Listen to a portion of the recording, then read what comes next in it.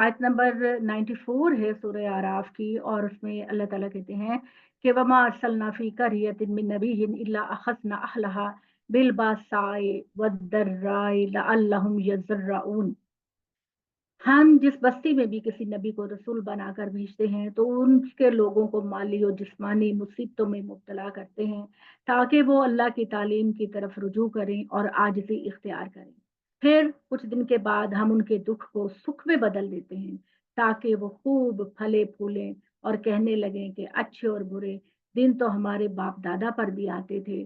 बिलाखिर उनकी नाफरमानियों की वजह से, अपने नबी और रसूलों का इनकार करने की वजह से हमने अचानक इन्हें पकड़ लिया, इस हाल में कि इनको खबर भी नहीं थी कि इनकी एक ऐशप्रस्त जिंदगी के अंदर एकदम से तबाही आने वाली है। हकीकत ये है कि अगर इन बस्तियों के लोग ईमान लाते,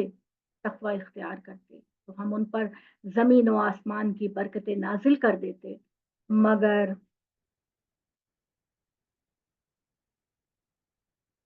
उन्होंने जुठलाया तो उनकी करतूतों की पादाश में हमने इनको पकड़ लिया।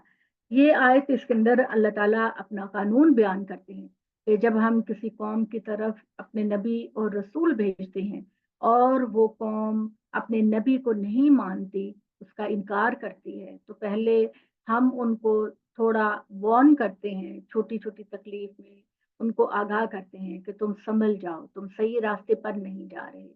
फिर हम उनको एक और मौका देते हैं और उनकी तकलीफों को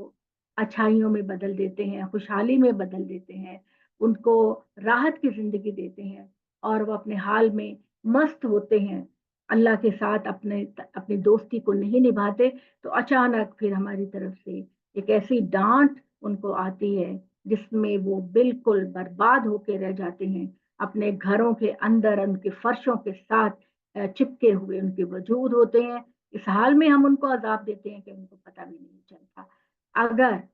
बस्तियों के लोग ईमान लेकर आते, अल्लाह से डरते, अल्लाह के अहकामात को मानते, तो हम इनके लिए जमीनों आसमानों के रिस्क के दरवाजे खोल देते, इन्हें बेइंतहा रिस्क देते। लेकिन इन्होंने इनकार किया अल्लाह का और अल्लाह के नबी का, तो चुनाचे इनकार करने के नतीजे में, इनके बुरे अमाल के नतीजे में हमने इनको अचानक पकड़ लिया और फिर ये अपने लिए निजात की कोई राह ना पा सके। इस पैराग्राफ के अंदर अल्लाह ताला अपना एक कानून बयान करते हैं कि जब कोई रसूल अपनी कौम की तरफ आता है तो उस पे बेसिक मामला तो ये होता है कि वो अपनी कौम का ही बेहतरीन इंसान होता है,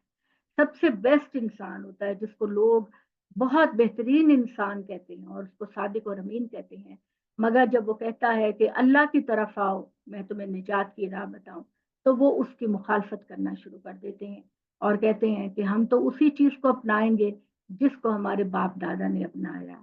फिर हम उनको और तरीकों से भी अपनी तरफ लाने की कोशिश करते हैं, लेकिन जब वो ईमान नहीं लेकर आते तो फिर हम इस कौम पर अजाब भेज कर इनका सफाया कर देते हैं। ए बस्ती वालों,